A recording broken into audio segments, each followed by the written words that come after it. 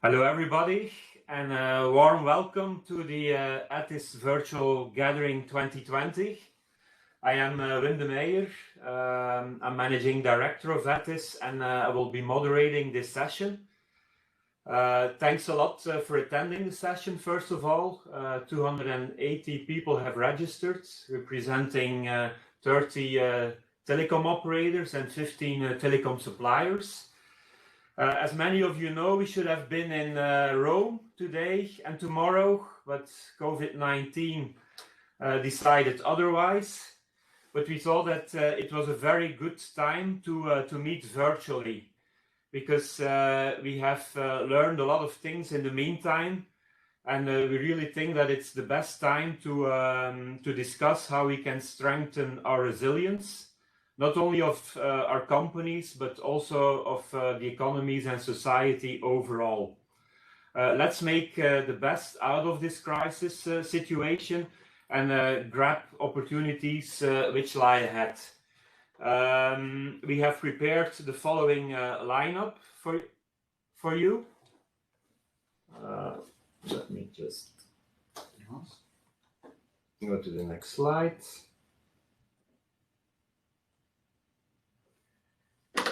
Paul Slotz, who is our ETIS Chairman, will introduce the session.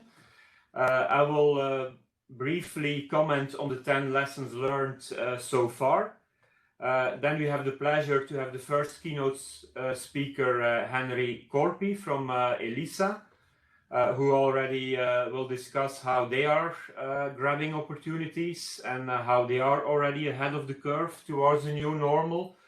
And then we have the pleasure to have a second keynote, Amy Cameron from STL Partners, who will give her view on how telcos can become instrumental in the ecosystem of the health sector. We will conclude with a panel discussion and some next steps.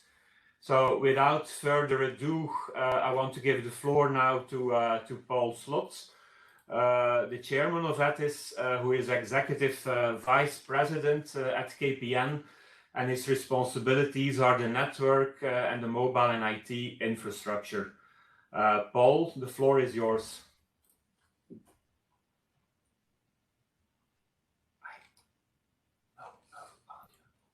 No audio yet? Just a second. Paul, you can now share your slides. Yeah. There we go. Okay, it's all visible.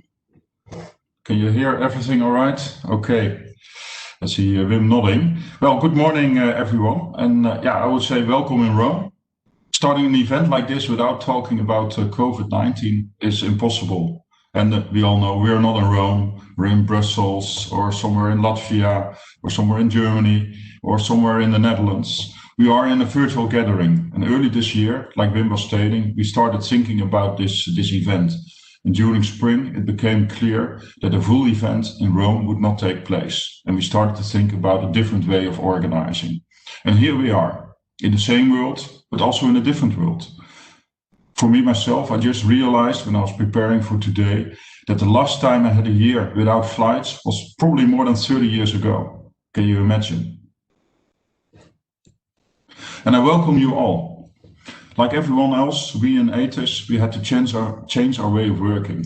And the working group meetings that we as ETIS members enjoyed so much had to change. They were digitalized, like a lot of other things in our lives. By now, we have organized more than 84 webinars with lots of participants, even more participants as we had in the normal working group meetings. And we're all online and we're very effective by doing that. Lots of operators joining. So it's good to see that we as ETIS are able to continue our best practice of sharing experience. And 2020 was supposed to be the year of the 5G introduction. We all have been working on that. Auctions, fiber rollouts. And yes, it became the year of these topics. But we also had to fight several crises. First was Corona. Health and safety of our loved ones, our colleagues, that was our first concern. Working from home, would our networks be able to deal with all the traffic? We saw doubling of telephony traffic, 25% more internet traffic, a lot more streaming, a lot more Netflix users. In our case, the networks were able to deal with it, were able to cope with it, but we had to prepare scenarios in order to be ready for when the load would get even higher. We would have to reprioritize certain types of traffic, for which, in our case, we would also have to get approval from authorities. But then there was the EU, BEREC, and their agreement with the over-the-top players. And who could have thought that Corona would also lead to a logistic crisis? And on top of that, we were introducing 5G. Arson attacks started in the UK. It happened in the Netherlands, it happened in France and a lot of other countries. Out there are people who think we're sort of evil, that we're part of a conspiracy and that our masts have to be burned. So yes, it's been a very strange year, and it's good to see how ETIS responded. We started new working groups, 5G Resistance Task Force, the Corona Crisis Team, the Supply Chain Task Force, 3 new working groups immediately instigated because of the things we saw happening.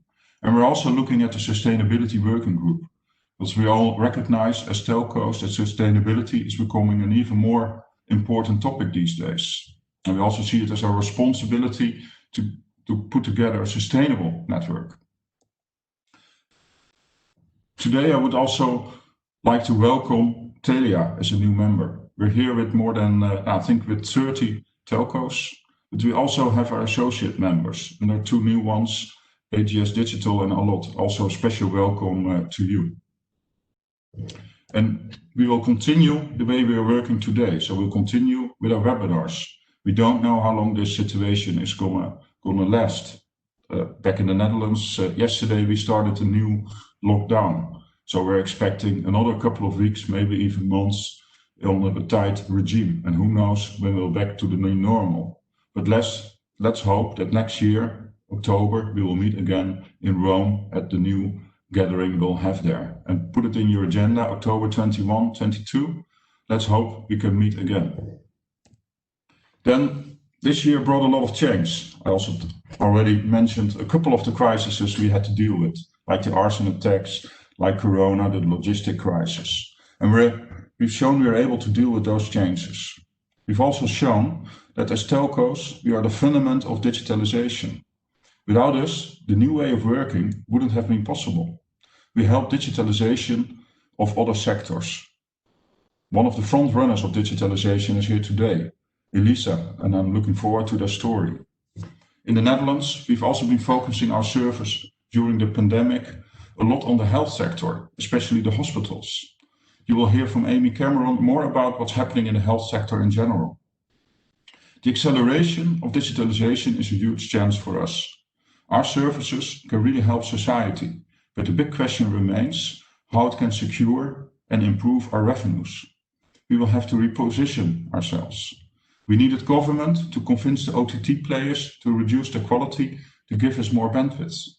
To me, a clear indication that we have to think about our position in the ecosystem. How can we change the situation and become the leader of the discussion and not just the enabler? It's a big question, I know that. And I hope you will get inspired by the next 3 speakers. They will help us to find an answer to this really big question. Enjoy your gathering and see you in Rome. Thank you. Okay, thank you, Paul. I will switch back to my screen.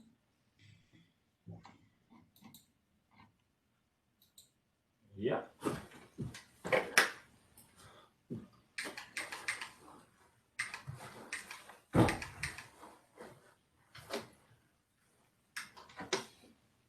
And so we see that the coronavirus has affected a lot the way we work, and we clearly went from physical meetings to virtual meetings like we have today, which is a good thing. But we can say that society and economy has been disrupted a lot more than us as ETIS. And it is clear that the post-COVID era will be very different from the pre-COVID era. And it's, like Paul said, really up to us to define now how this new normal will look like and how we can, as a telecom industry, help to fundamentally change the way we live, the way we work, and the way we consume. We as ETIS do not want to believe in a doom and gloom scenario. We do not want to end up in the worst case scenario in a post-COVID era. And we do believe that the new normal can be very positive for us as an individual, for society, for the economy, and last but not least, also for the environment. And the telecom sector can be very instrumental in materializing this new normal. We made a position paper, and you can access this on our website, with 10 lessons learned and proposed actions. We clearly see that as a first lesson learned, the Western world was not that well prepared for the pandemic. Asian countries like South Korea, for instance, did a far better job in containing the virus. They had contingency and long-term plans already predefined. We didn't.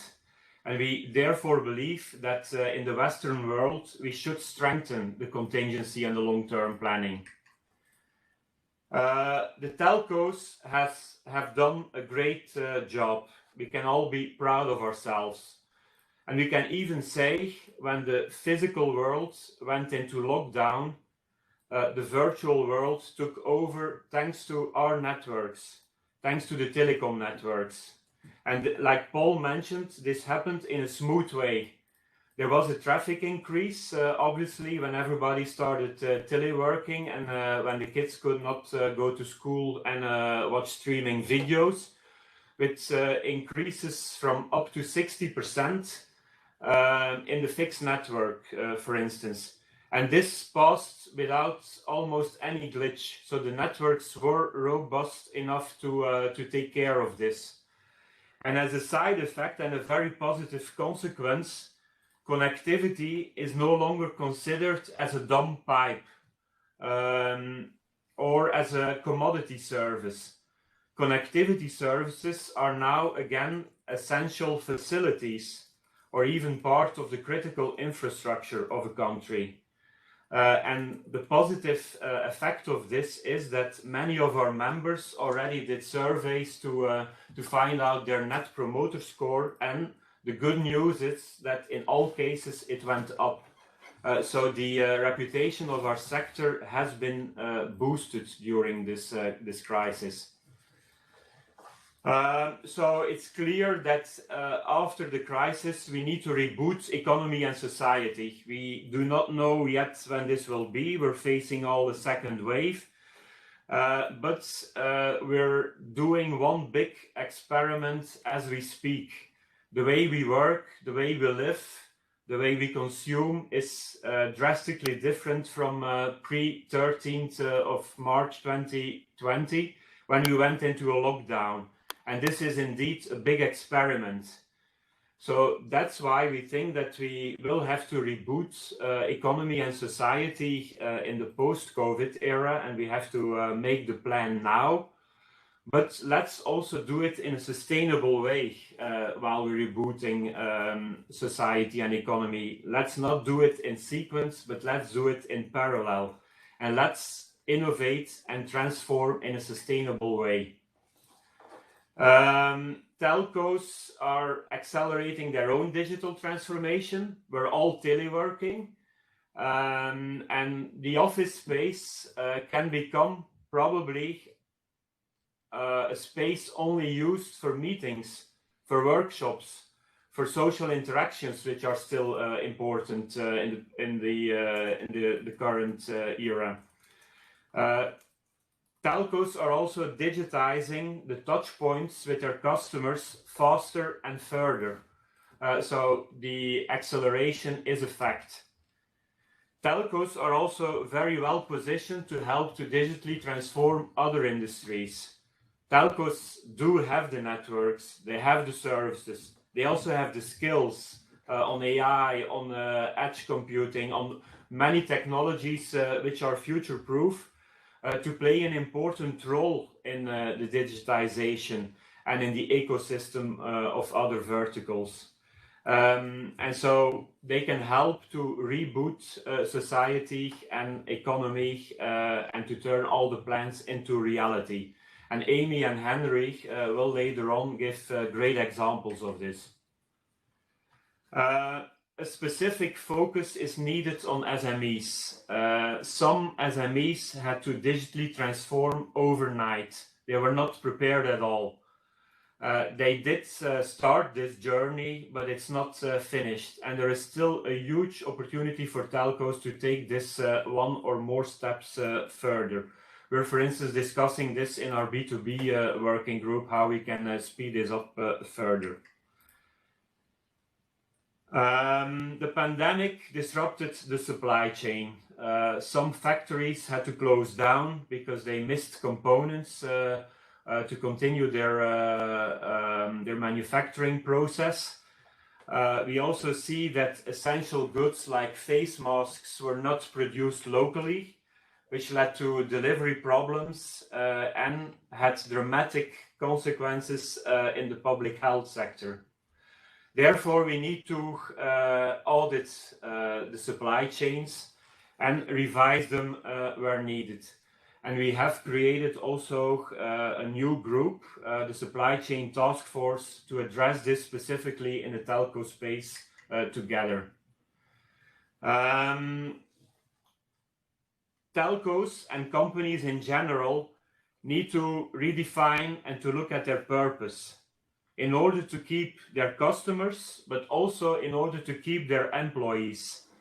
Why does your company exist? How does it contribute to society, and how does it deal with its challenges, like climate change, like racism, like inclusion, like diversity? Which are the ambitions you have set to move towards a digital, sustainable and inclusive society and economy? The telcos have the backbone. They really own the broadband infrastructure, and fiber to the home and 5G will be key enablers to help accelerating the digital transformation of society and economy and to materialize the new normal. As Paul has mentioned, unfortunately, 5G is controversial. In some countries, there are even attacks, acts of vandalism related to health hazards, and even links being made with COVID. Obviously, this is based on disinformation and fake news, and therefore we have created also a new group in this respect, the 5G Resistance Task Force. We want to share notes on how we can mitigate risks and how we can create public awareness which is based on facts and figures, not on hearsay. All of the things discussed and the 9 first lessons learned and proposed actions will have a tremendous impact on the number of connected devices and also on the time spent online of ourselves, but also the time online of all these devices. So it goes without saying that a strong focus will be needed on cybersecurity and privacy. And we have 4 working groups within ETIS dealing with security and privacy. And it's for sure that they will have a lot to discuss in the future if we want to materialize all the actions I just have outlined. So now we went through these 10 topics. We would like to give the floor to you. And we want to interact with you. You have a chat opportunity. There is a chat channel related to the WebEx we use. Please go to it and you will see a link, a URL you can click on. And if you do so, a question will appear. We will have a look at the question.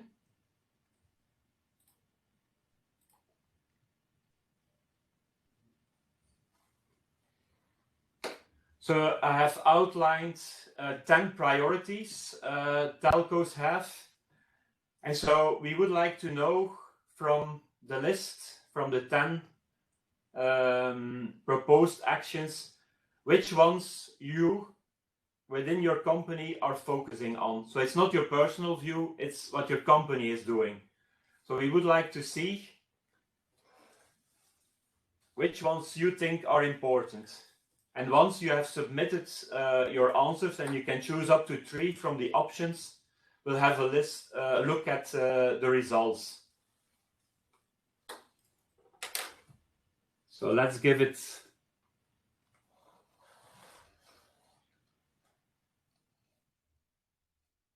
a couple of seconds more to define the winner. And I think we have some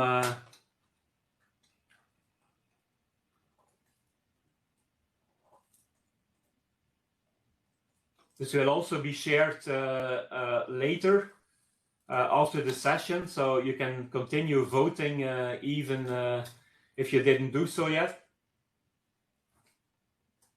We already have over 50 replies, so that's very good. And we see that the winner is that the company should focus on its own digital transformation, or is focusing on its own digital transformation, which is obviously very good. The second in line is fiber to the home and 5G. So you're all rolling out fiber to the home and 5G. So you are enabling the new normal, which is also very good. And the third is also outspoken. We should really focus on cybersecurity and privacy. So I just mentioned that 4 of our groups are focusing on this. So this means that also ETIS has the right priority set, which is good to notice. And we have already almost 100 answers. We will perhaps go back to the presentation now. So you can, while we continue, yeah, I will go back to the presentation, share my screen. Go to the next slide. And now I really have the pleasure to introduce our first keynote speaker, Henri Korpi. Henri is Executive Vice President at Elisa, and he's responsible for international digital services. And you may not all know Elisa, but I want to give you one element which clearly portrays them.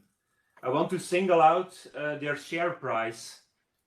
Perhaps unusual, but Elisa's current share price is 51 euros. Compared to 10 years ago, this is 3 times more. So it has tripled over the last 10 years. Compared to 5 years ago, it's still an increase of 60%.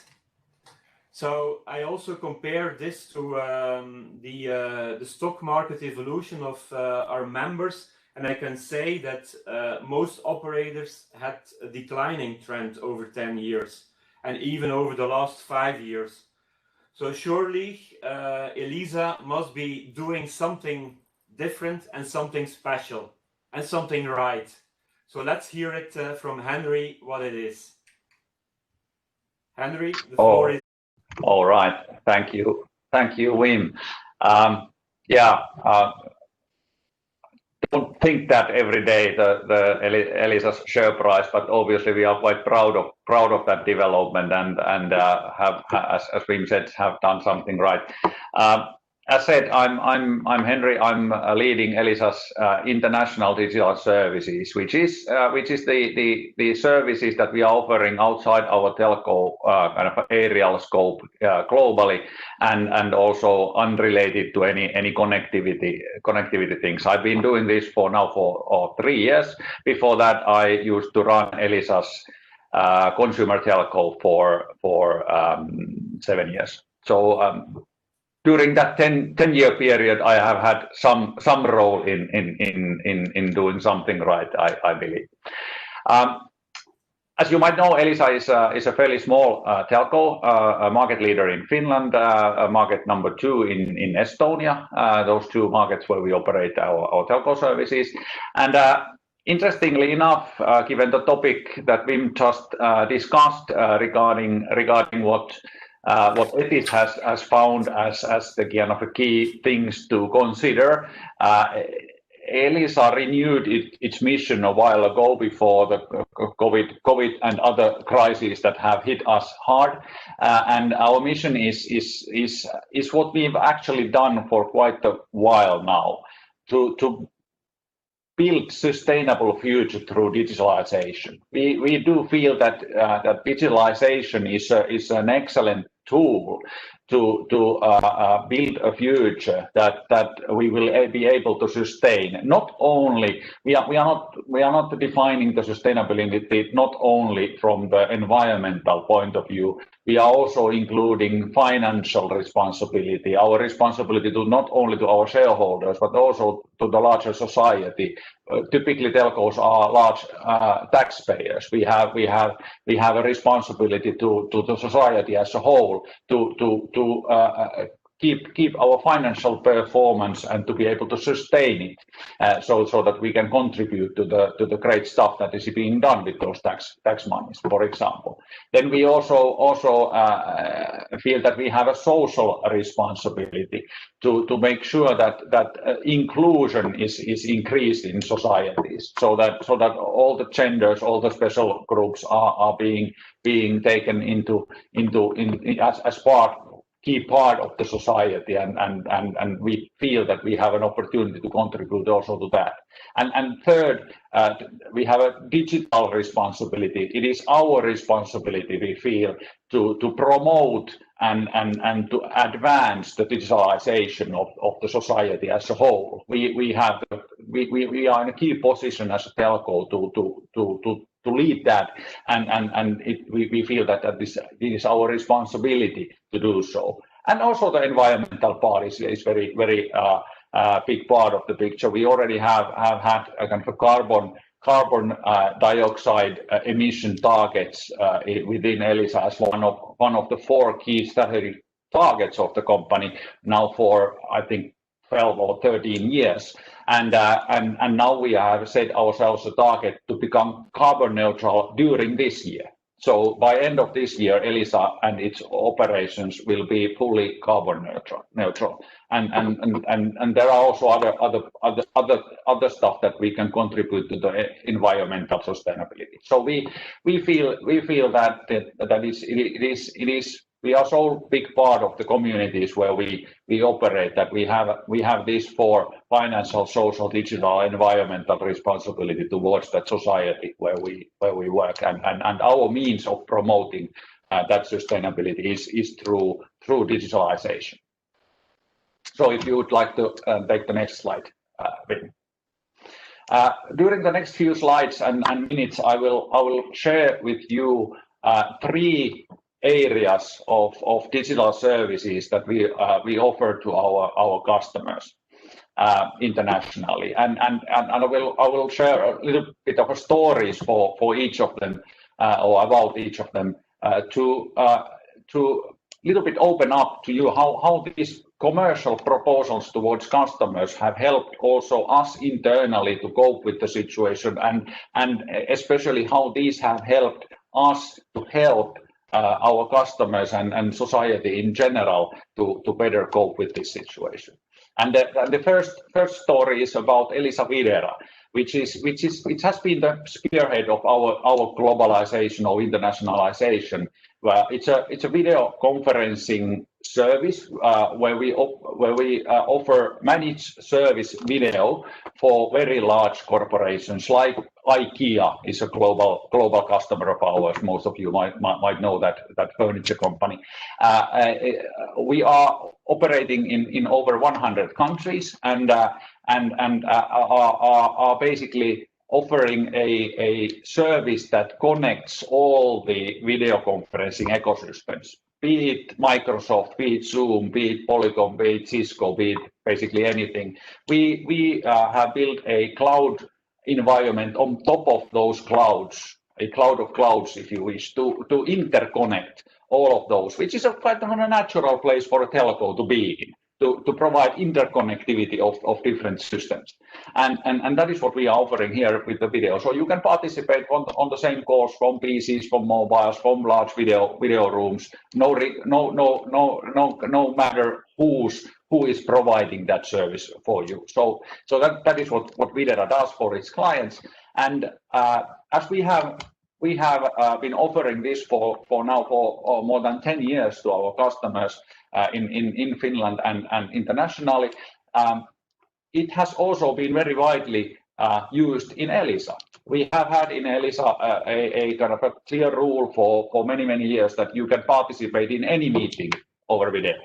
So no matter what meeting it is, you can always participate with a video. There needs be no excuse or no reason for that. But if you choose to do so, you can do it. So, for example, myself, I have a cottage in Lapland, and I greatly enjoy the cross-country skiing. So during the winter time, I spend a lot of time in Lapland and work from there, even before the COVID. Now I'm tomorrow flying there. I heard that there is already snow there, so I'm going there to see that for myself and continue to work from there.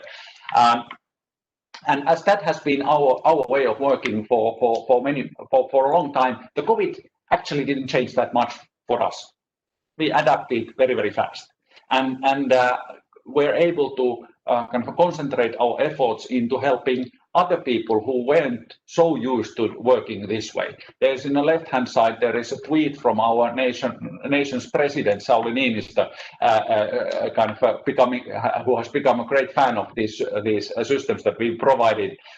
He's participating here in a video call with other heads of states in the European Union, and is tweeting about it. So how good it is to not to have to leave the home and have the experience.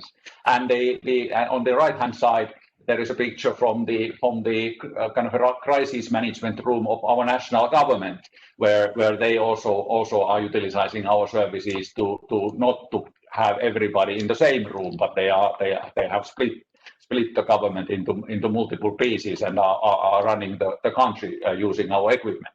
So those kind of ways we've been able to kind of use the COVID situation as a means to introduce to new groups these working methods, and I believe that this will stay as a new normal in many operations. It is not so necessary anymore to gather everybody on the same place. In the middle there's the picture where our CEO is in the top left hand side. He is having nowadays meetings for not in this picture for all of our management teams in Elisa, but also for the whole Elisa personnel. Once in every 2 weeks, he's having a video call with everybody, all 5,000 people participating. So it's kind of this has kind of also opened our eyes to new kinds of possibilities to direct interaction with people that we typically don't meet. And obviously, you can kind of add to video. Once you have the video experience, you can add all kinds of polls and other kind of collaboration tools that are readily available in the internet. So that's what we've learned during these few months. Wim, would you be kind enough to change the slide? The other proposal that I will share with you is our smart factory, which basically is a proposal for manufacturing industries, for people who are running factories.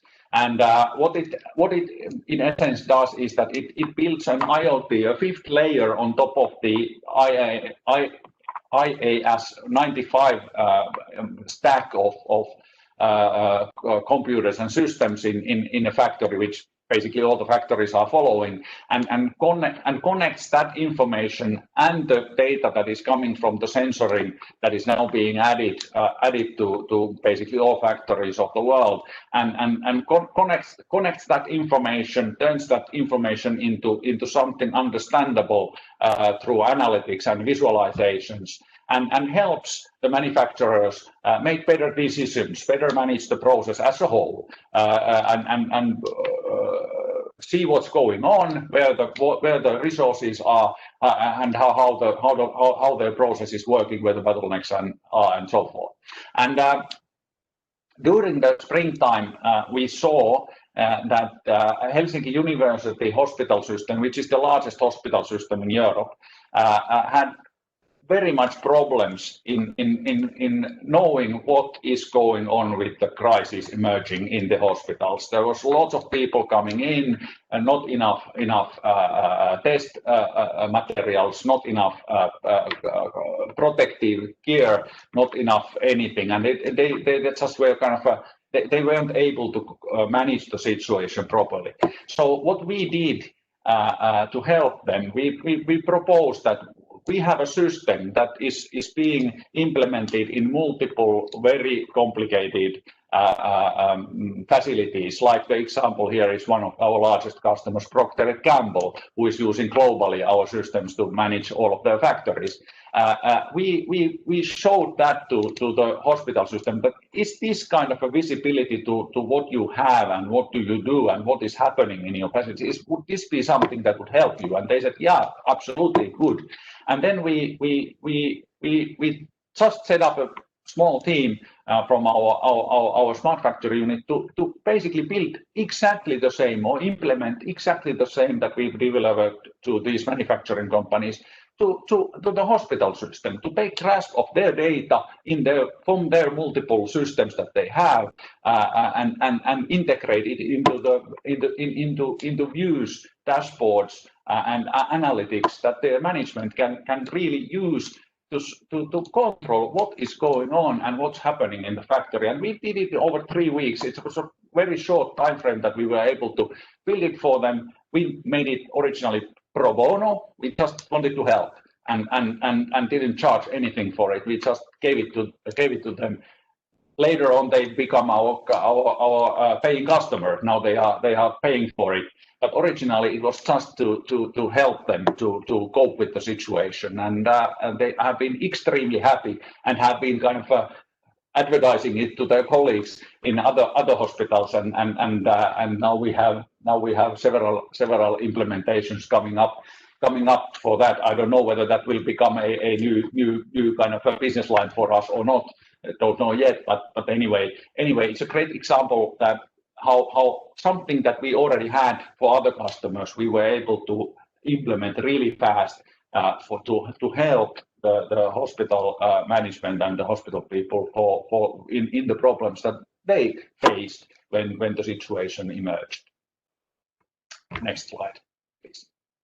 And the third proposition that we have on marketplace is Elisa Automate. Elisa has a long history of automating its networks because of the very different say pricing methodologies that we have applied during the past 10 years especially in our mobile business. And during those 10 years, we've been able to achieve a situation where during the last 6 years we have had 0 people in our network operating centers. So everything is being handled by the computers.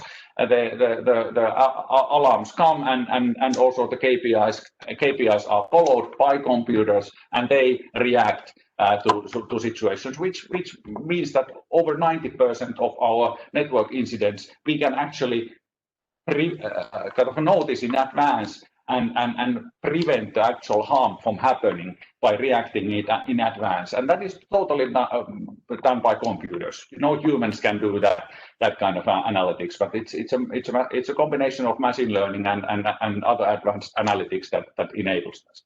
And what this did for us during the months of spring, when the use of our networks, here is an example from the mobile network, use of our networks grew significantly in just a few weeks or even days time.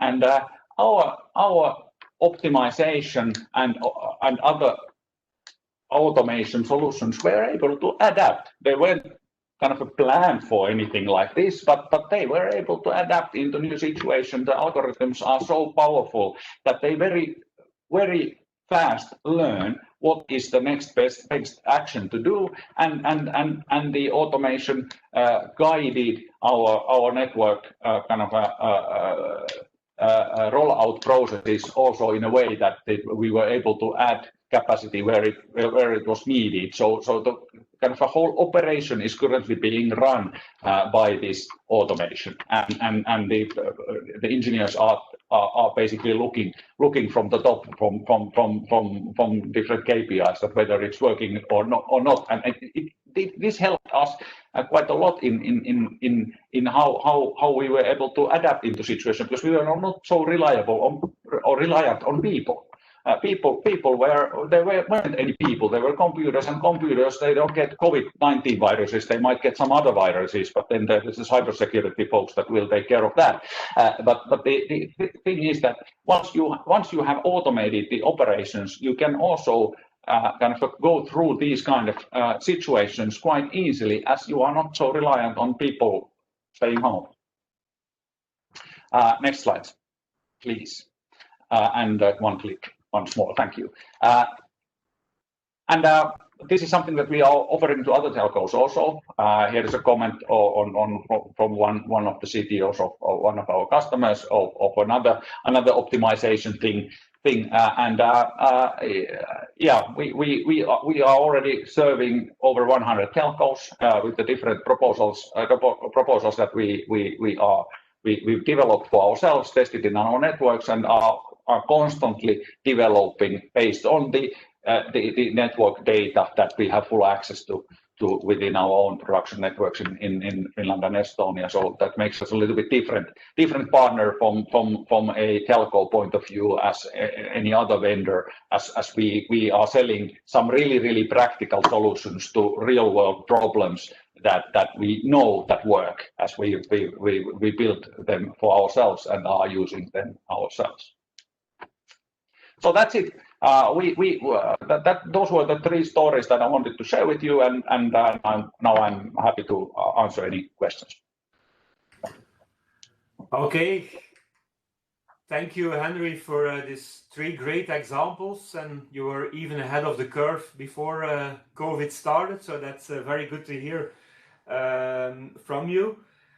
Before perhaps we go to some questions, we also would like to have a second interaction with our audience. We have a second polling question, so please go again to the chat channel and click on the URL you will see.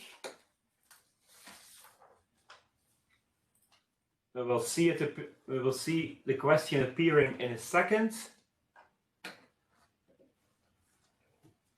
So Henri already mentioned that they are active in a lot of sectors. They're active in government, they're active in health, even pro bono. They have the smart factory for the manufacturing vertical up and running. So we would like to see with you which of the verticals you think telcos can help to digitally transform with most success. And again, you can tick up 3 boxes. So we'll give it a couple of seconds more.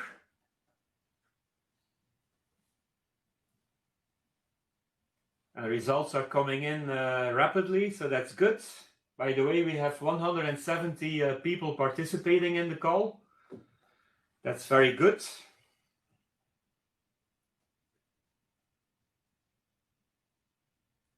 And we see that health is definitely a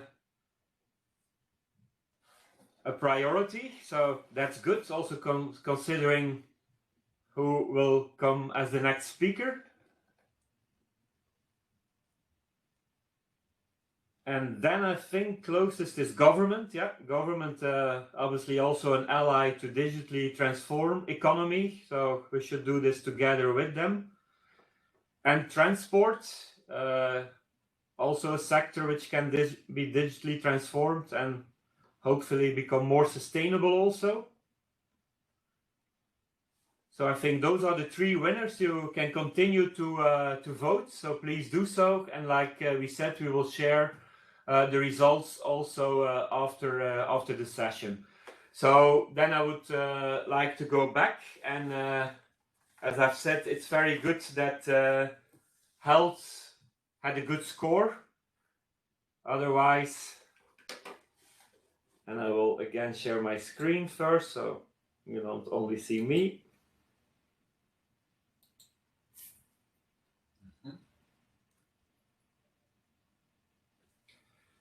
We will have Amy as the next speaker, and we're very happy that she will give her view on which use cases she thinks can be worthwhile looking at as a telco in the health space. We already had some examples also of Henri.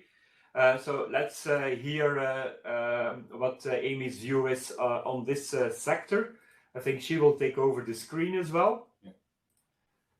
So which opportunities can we all grab in the health sector and hopefully also help the sector in the current waves of the crisis? Amy, the floor is yours. Excellent. Well, thank you so much for having me. It's a pleasure to be here. And just like you, Wim, I'm very happy to see that health is an area of interest for people, so that my presentation will hopefully be relevant. So I'm here. I'm going to talk a little bit about some research that STL has done, looking into how telcos can help transform the healthcare sector. So just as a background, we've done loads of work looking at what different telcos have done in the healthcare sector to try and understand which strategies work for them and how they can play in the healthcare sector. And I'll just be giving an overview because in 20 minutes it's not possible to go into lots of depth, but hopefully we'll get into a bit more depth with some questions from you guys afterwards. So what we'll do today is have a quick look at how telcos have supported healthcare through COVID. Obviously, we heard a bit from Henri. We'll give a few more examples of how the landscape has changed and what telcos have done to help. Then think a little bit about what the new normal of healthcare looks like, and what strategies telcos can employ to address the digital health opportunity. And then finally, look a little bit more at success factors for telcos in healthcare, and sort of circling back to some of the goals that Wim talked about earlier. The thing that I won't be doing today is sort of making the argument that healthcare is a good sector for telcos to go into and sizing the digital health market. The second one we're still in the process of doing, so I don't have numbers for you. And the first one, obviously, we've seen from the polling results, people are already convinced, so we don't really need to rehash that now. So I think the first thing is just saying that, we all know, obviously, from Henri's stories about the use of Videra and from everything that's happened in digital health, that video consultations have been an area that have really grown, that have exploded during COVID, and that's because it had to, because people, needed to keep socially distant. And just to give you an idea of the scale of uptake that we're seeing, I've got some results from a leading US provider of virtual consultation services called Teledoc, and you can just see in Q1 and Q2 of 2020 how quickly the number of visits have grown, how that's escalated during the COVID pandemic. But the point here is that it's not just video consultations; it's usage of digital health services across the board have increased. Whether that's triaging services, whether that's so I've got a couple of examples here. From the UK, although I'm sure in Europe, lots of different countries across Europe and elsewhere, people will have different stats. But if you look at the jump in terms of use of the NHS app, which is in the yellow on the right-hand side, it took a year and a half to get to just under a million downloads, and that jumped by half just in between February and March, when people were downloading the NHS app in order to request their prescriptions, book appointments, see their medical records. And so that's a great uptake of a digital service that we're trying to grow in the UK. And the other one that I've got on the bottom here is usage of online prescriptions. And this is pretty mature all across Europe. As you'll see, already in February 2020, 79% of prescriptions were digitally prescribed in the UK, but that still got a significant boost over the course of COVID. I think the thing to say here is there's still a long way to go, because the next stage from there is getting your prescriptions delivered to you through e-commerce, the way we've gotten so many other of our goods delivered to us to our doors.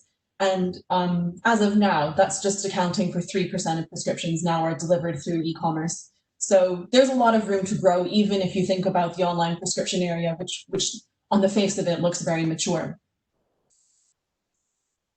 So thinking about how telcos have provided support to the healthcare industry during COVID, I won't recap all of the goals here, but just I think that the two that really stand out for me here are the way that telcos help to keep the economy and society running, and how they can help to digitally transform other industries. So I'm sure you guys will all have experience of what you did in your own countries to help support the healthcare industry through the pandemic. But we've got a few examples here that stood out for us when we were looking at it back in March, April, and May. So for instance, in the US, telecoms operators were prioritizing connectivity for healthcare and frontline workers. Some other things that Vodafone did, for example, was to give bulk text upgrades to patients and healthcare communities so they could communicate more effectively. Major things. And obviously telecoms operators that have experience already in population movement insights.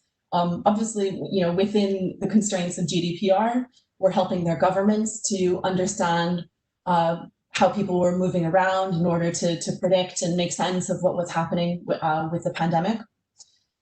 And then, an example from outside of Europe, in the Philippines, Globe, for example, extended free Wi-Fi to hospitals in order to help them cope with the situation. And I think pretty much telcos everywhere in the world were free rating data for access to healthcare websites and information, just to make sure that everyone could access that, the information that they needed. So that's kind of keeping the economy running, which helped boost their reputation. But if we look at number 5, there's some more specific things that telecoms operators have done that are a little bit more targeted around developing healthcare propositions. So in Sri Lanka, Dialog partnered with a local telehealth company in Samsung to enable hospitals to deliver remote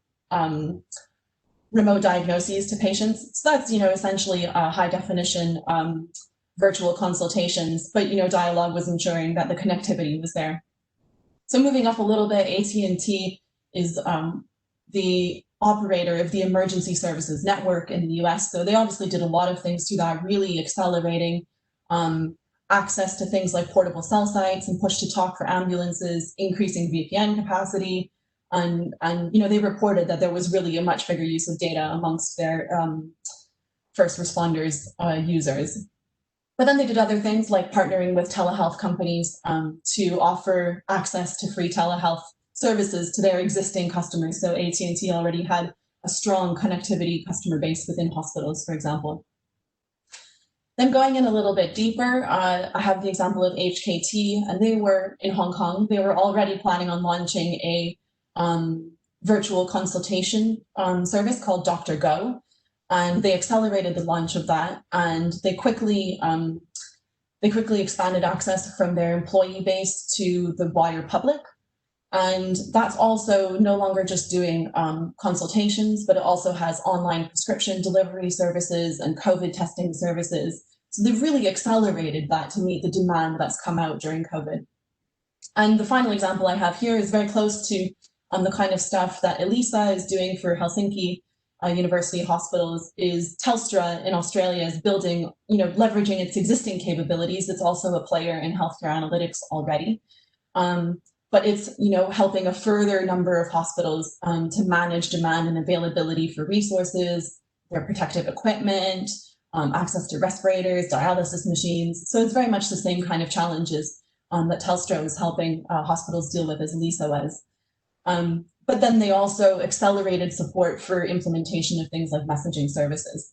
So that's really a few examples of how telcos have accelerated their presence with digitally transforming healthcare during COVID.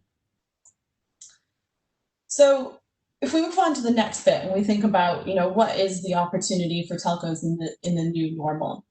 I think that, clearly digital health has gotten a big boost during COVID, and I think it's, still to see exactly how that's going to pan out later. Are we going to see that scale continue to grow exponentially, or has it done an exponential growth and then tapered off? I think we're still not sure exactly what that's going to look like. But I think one of the main things, one of the big benefits is not just that, okay, great, we can have a virtual consultation if we can now. It's that it has pushed healthcare providers in particular to overcome cultural and organizational barriers to adopting these technologies. It's not that these technologies didn't exist, it's that working patterns are so deeply ingrained in healthcare, they're very resistant to change. And now they have done some change because they absolutely had to, because they had no other choice. And that has sort of catalyzed, the ability, experience, trying new things. And I think that's probably, in my view, the most important benefit that we've had in terms of evolving our healthcare systems from the situation that we're in globally now. So what does the future of healthcare look like? What are we working towards? And I think this is important to keep in mind, because whatever telcos do, they should be thinking about, how is this going to feed into the long-term plan of what healthcare should look like in the future? So I think we'll have omni-channel health services. So it'll be really easy. I can easily choose an in-person or a video consultation. I can manage my healthcare through an app. I can ask questions through an app. Everything is well integrated between how I'm accessing my healthcare services.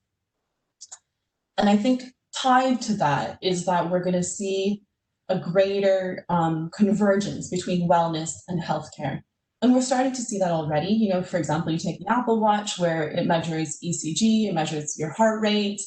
It's integrating a lot of, really high spec health features into wearable devices. I mean, what's missing now is that you can't actually give that information to your doctor for them to analyze it, or for them to understand that, you're a diabetic patient and you're representing this symptom, we should really have you come in and see us. But I think that's a convergence that we're going to start to see, or, that hopefully we should see over the next 5 to 10 years. And underpinning this is the emergence of universal patient records. And all countries are trying to move towards this, but the reality is that each hospital system, every GP service provider, lab organization, physio provider, whatever, dental provider, everyone has their own system, and that data is not all stored together anywhere, and it's not accessible to the patient. It's difficultly accessible to other doctors. If I present myself at a hospital that I haven't been to before, I have to give them my whole medical history. What we really need is a universal patient record that is easily accessible from everyone.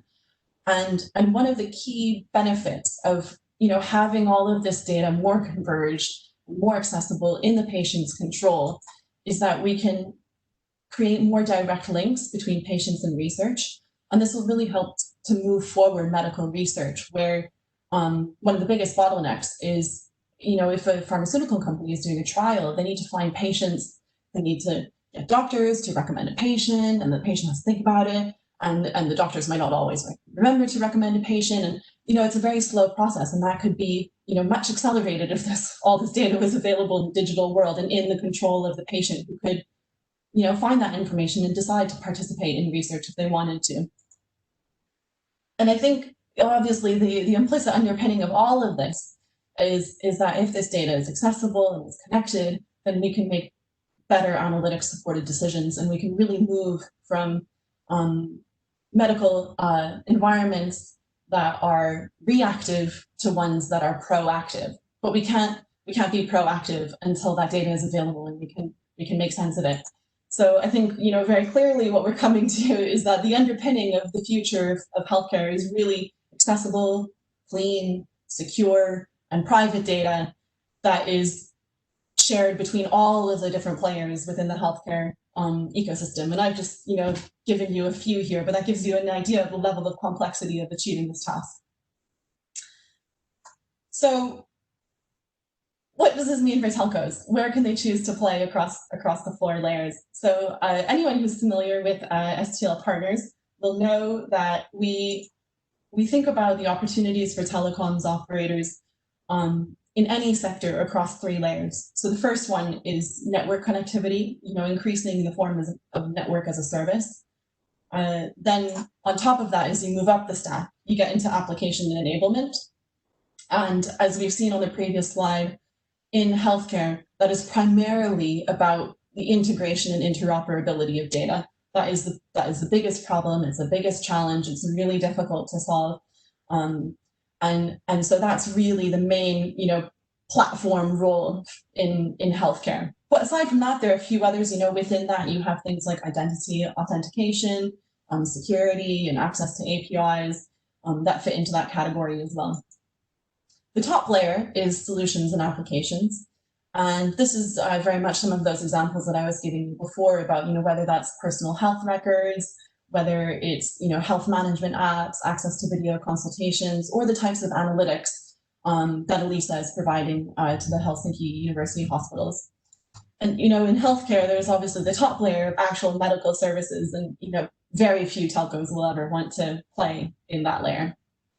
So plotting some of the telcos that we've covered in our research across this layer, as you can see, most of them are starting in the application enablement layer. Some are playing just at the network connectivity, and I'll give a few more examples of that on the next slide. But a lot of them have the ambition to play at this platform layer, to be the country's data health exchange provider, or one of, there's probably in most cases not going to be just one, but they have an ambition to play that role of enabling the health data exchange within their markets. But I think what we've seen when we've looked at operators do this is that it is really telcos just can't come in and say, look, I know how to build a platform, I know how to help data exchange. That is not going to buy you credibility with healthcare end users. And TELUS did this. They acquired a company that processes insurance claims, and they thought that they would build a platform out from there. And what they realized, after a couple of years of doing that, was that they were not close enough to the healthcare providers. They didn't understand what the healthcare problems were. They were not close enough to the people who were using the digital health applications to understand their pain points, their day-to-day processes, and what they needed out of this. And that's why they then moved into buying up EMR, electronic medical records providers. And that was possible at the time in Canada because it was a really fragmented market, and TELUS consolidated it. And Swisscom did something somewhat similar in Switzerland. But I think the takeaway here is that in order to have a successful health platform, you have to have some end users to get on it. And so it's very difficult to play in the yellow layer without having some experience in the solutions and applications. And I think that further to that, all three, TELUS, Swisscom, and Telstra have all ridden the wave of what their national health service providers are trying to do. So, for example, after buying up EMRs, TELUS was able to win a national level e-prescription contract from the government, which would run on its health exchange platform. But it was in line with something that the government wanted to do. And likewise, Swisscom has won several contracts to roll out personal health records for hospital systems in Switzerland. And that's part of a national level focus on making personal health records accessible to patients. So there's a combination of having a role in the solutions and applications, and also tying in with what your local healthcare market is trying to achieve and helping to deliver that. So I have a number of more examples of what telcos are doing in healthcare, and I won't go into all details of it, and you guys can have the slides after and ask me questions after.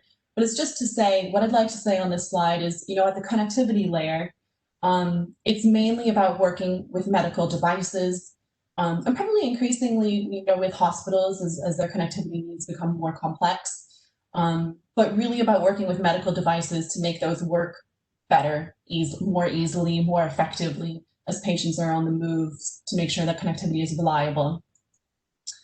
At the application enablement layer, I've just talked a lot about what they're trying to achieve there, and KPN as well as TELUS have both made acquisitions in this layer, and the other example is that moving up, if you have an IoT business, then you can offer some application enablement the way Tele2 does to Kuviva in Sweden. But then, the applications layer is really where the most value is, and that will bring value to an application enablement strategy.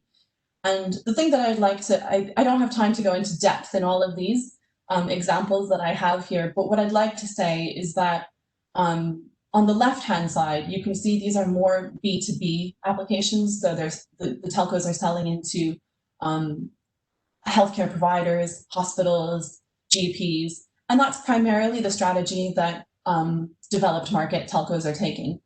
And there is an opportunity in the B2C market, but if you think about the TELUS and Babylon that have a big partnership in Canada, TELUS is offering it directly to consumers, but it is funded by the government, and it has had to negotiate that with the government.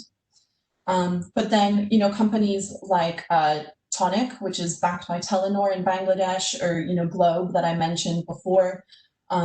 These companies are launching applications that are directly B2C, and that works better in emerging markets because healthcare access is much lower already, and people are more used to paying out of pocket for their healthcare services. So I'm going to wrap up quickly because I think I'm already sort of running over a little bit. About strategies and success factors for telcos in health. There's clearly lots of different things they can do. How do you know which one is the right one to do? What is right for you? And I think that what we would say at STL is to think really carefully, first and foremost, about what is your goal? What are you trying to achieve? So are you trying through healthcare to support demand for your next generation network services? Is it really just that you want to drive usage of 5G, fiber, edge computing, whatever it is you're focusing on in that area? Is it a little bit deeper that you want to build a new revenue stream beyond connectivity that's further up the stack? That's obviously going to require new skills, more capabilities, more investment, more patience. Or is it something even deeper than that, where you're really trying to transform your brand positioning and purpose, make a new name for yourself as something beyond connectivity with consumers? Or is it really to play that big coordination role for healthcare data in your market? And obviously the stuff to the right is way more involved and takes longer to do.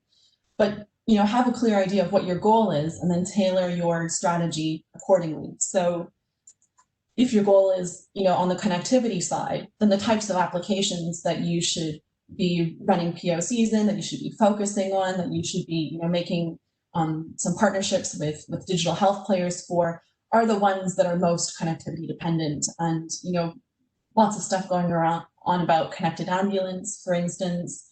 I think there's a lot of opportunity in the hospital space to improve connectivity and meet their needs as they're going, more wireless and providing better connectivity services to the people who are going through the hospital. Obviously, there's high definition video consultations, which work on 4G, but will work a lot better when we have higher quality mobile broadband. And there might be newly emerging things over the longer term, things like VR for distraction therapy for patients with anxiety or isolation.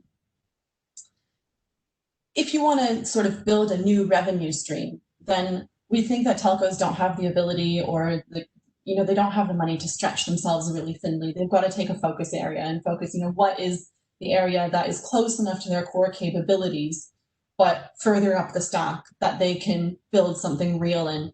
And I think the one that we're most bullish on at STL is assisted living. And, that's the idea that, people are getting older, but they want to live at home. We want to reduce visits to the hospital. Their loved ones want to be able to care for them, be sure that they're safe in their homes. And so there are lots of new solutions coming out in terms of sensors in the home, which I know KPN is doing, wearables, and all of this is really connectivity dependent. You need really reliable, high quality connectivity. And there's both a B2C and a B2B angle in this. So I think that there are, a lot of good things about assisted living as an opportunity for telecoms operators. And it doesn't have to be that, but choose a focus area where you can build a few propositions within it, and that builds on your core capabilities.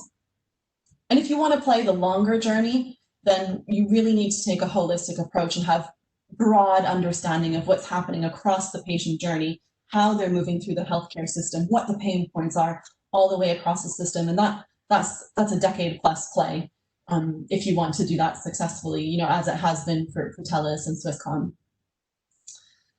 So coming back to the goals, I think that, we've already highlighted too, I think that, in the future, a play in healthcare could first help to strengthen contingency and long-term planning, prepare for a second pandemic if or when it comes, and ensure that everything is in place to handle it more effectively from the healthcare system than we did this time around.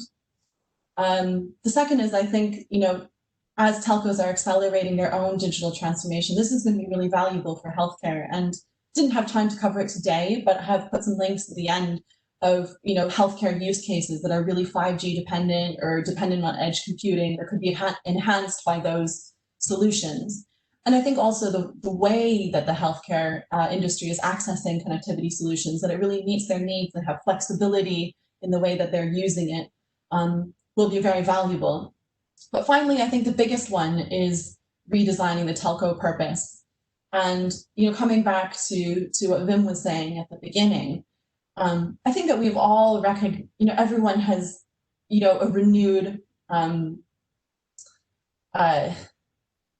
the word that I'm looking for, awareness of how important connectivity is in our lives. But digital transformation needs to be towards a purpose. What are we doing it for? And obviously, we're doing it to help our society run better. But if we're doing it to help improve health outcomes in our country, to improve the medical system, that is something that is really motivating. It touches everybody personally.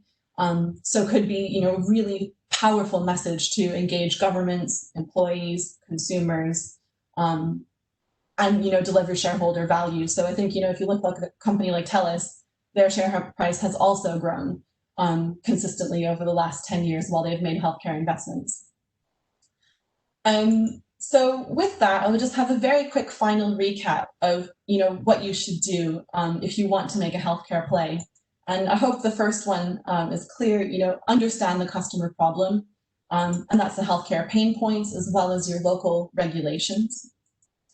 Then build expertise and relationships. You're not going to be able to solve the healthcare problems if you don't understand their day-to-day processes. You don't have relationships within healthcare providers, within digital health companies. That's an essential to succeeding. And then finally, set a realistic goal. We know from looking at telecoms operators that this is a long-term play. So if you don't have the appetite to build new capabilities, you don't have the appetite for M&A in healthcare, you don't have the appetite to build up a range of partners and to build this strategy over a period of 5 to 10 years, then perhaps your stronger focus will be in a connectivity play to just enable the healthcare system to work better from a connectivity angle. So with that, I will thank you very much for listening and hand back for questions. Okay, thank you, Amy, for a great presentation with a lot of examples and also some suggestions where operators can move into. I will share my screen again first. Yeah. And I think it's almost time for the panel discussion, but let's have a last polling question. Question number 3, so please go back to your chat channel And Amy has mentioned that telcos can be instrumental in a number of layers. Obviously, we all want to stay in the network layer, the connectivity layer, we presume. Otherwise, we better work for another industry if we want to give that to competition. So we would like to see, where do you think your company can realistically play a role in digital health? So is it mainly in connectivity and, for instance, also network as a service, which can be an important aspect of that? Is it also entering the application enablement platforms? Or is it going even higher and also addressing connectivity and digital health applications, as we also have seen from some great examples given by Amy? And the jury is still out, but we already had a nice number of people voting. And it seems that we go for the middle, which is always a safe place to be.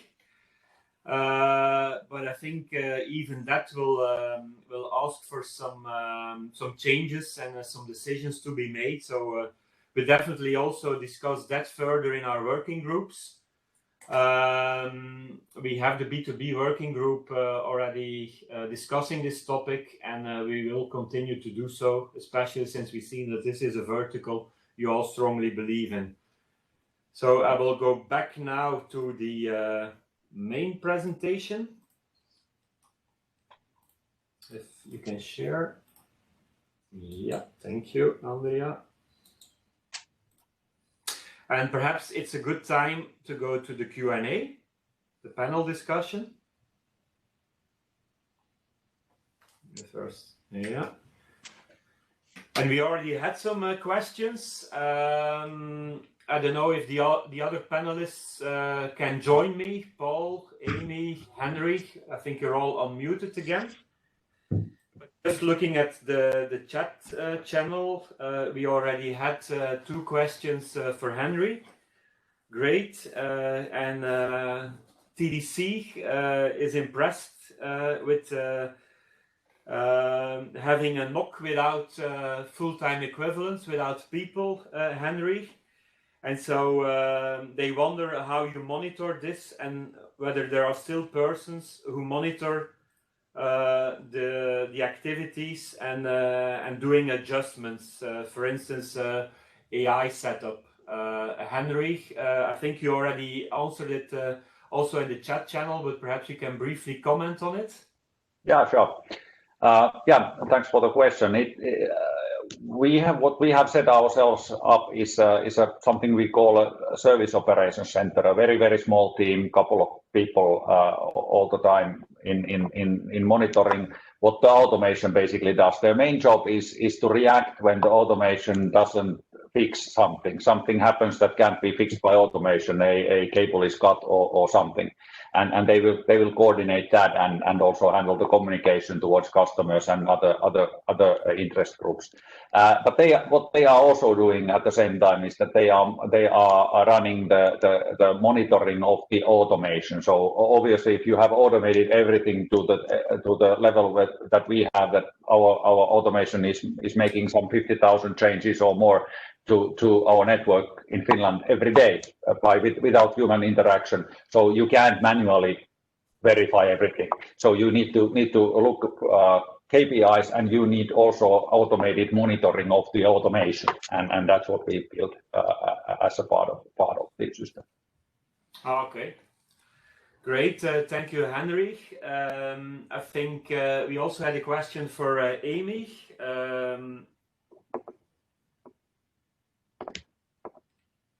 From Swisscom, I think.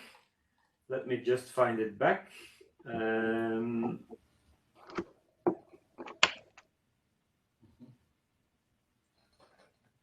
Is it the one about improvements in cases admitting? Yeah, and the research, I think. So if you can comment on that one, will that also be something telcos can help in?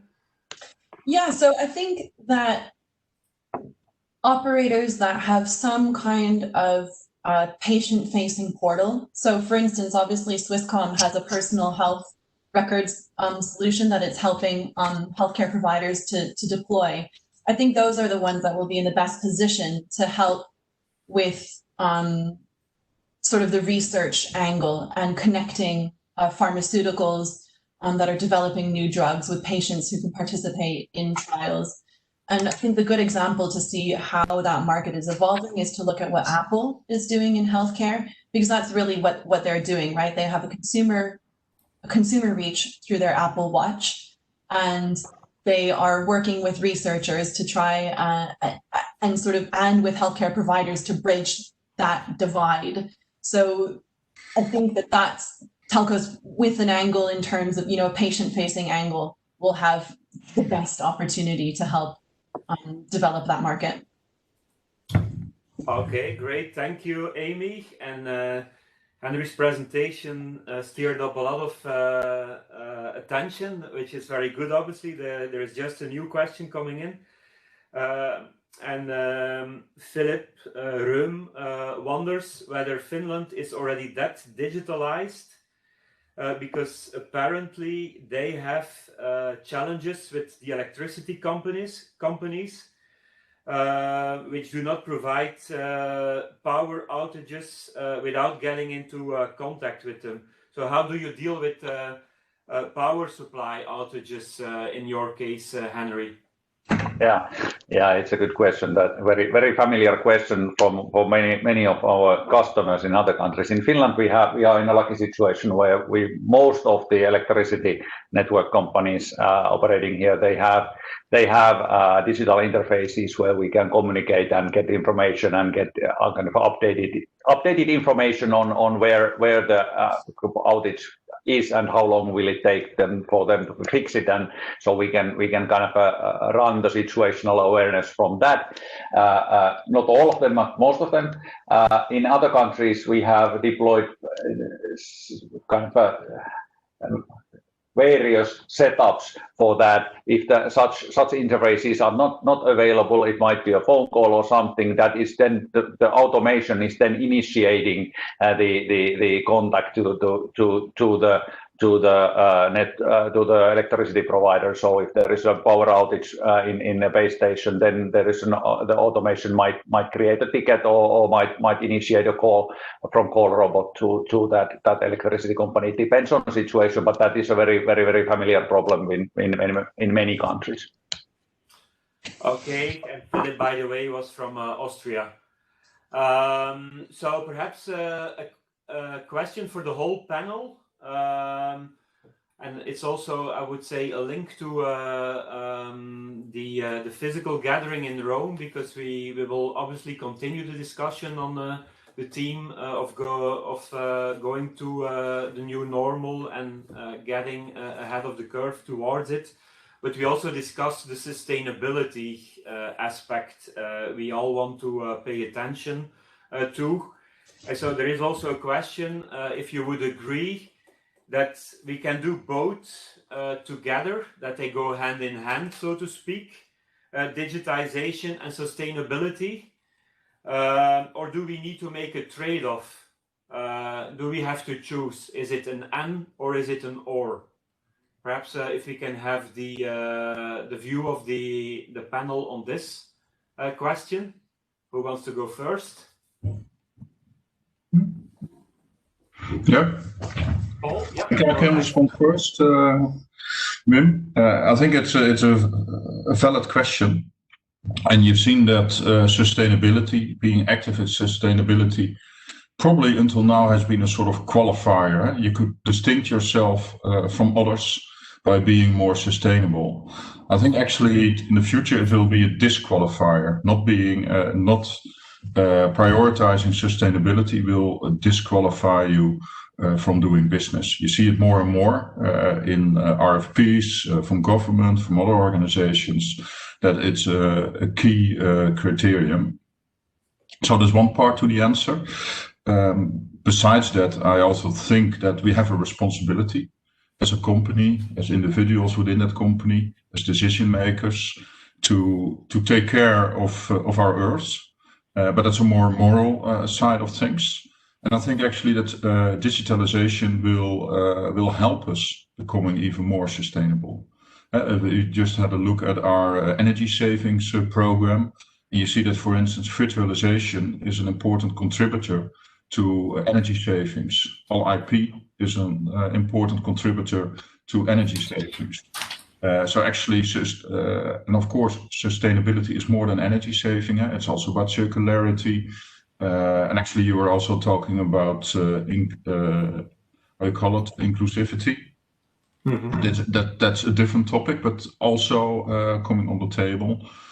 So for me, it's clearly not a decision between one or the other. They go hand in hand. Okay, thank you, Paul. Henri, what's your view on the question? Well, I do agree with Paul 100%.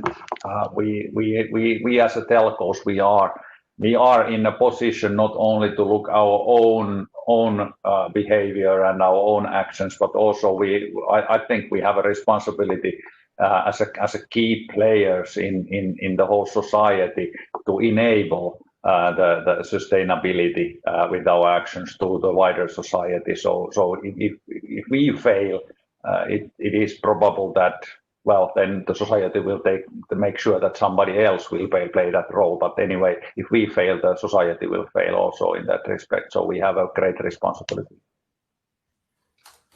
Amy? Yeah, I think I would add, just from a different angle, and drawing on some research that STL Partners just did, looking at how the energy market is changing. One of the major changes that we're seeing that's going to be crucial to sustainability from a consumption angle is, look, we have loads of renewable energy, but to be able to successfully transfer over to it, we're going to need to make our energy demand meet consumption. I mean, meet a supply, not the supply to meet the demand, but our demand to meet the supply. And we need some very intelligent systems to do that. And that's, obviously already happening on an enterprise level, but it's going to need to happen on a consumer level. I need to run my washing machine. I need to charge my car. I need to, heat my house, whatever it is, when supply is high from renewable energy. And I think that's, it's very difficult for telecoms operators to play a role like that in enabling consumers to manage their energy usage. But if a telco was determined and they had experience in doing this themselves, and that's how they wanted to build their brand with consumers, as opposed to choosing healthcare or something else, that is a real opportunity that's going to be massively needed if we're going to meet our global sustainability goals. Okay, great, Amy. Thanks for the very insightful question. Answers to the question. I think we're coming to the end. We don't want to take more than the time which was foreseen. And so perhaps it's good to conclude and to mention some next steps. So first of all, I would like to outline that we have 13, or if you also take into consideration the one at the left bottom side of the slide, 14 working groups. So all of these working groups will now have deep dives and continue the discussion on the topics we mentioned today. Also, obviously, within their mandate, all of the groups have their own level of expertise.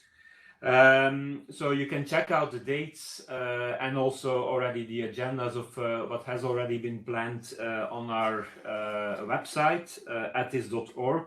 Also, if you're not familiar with ETIS, if you're a guest now in this webinar, please check it out, etis.org.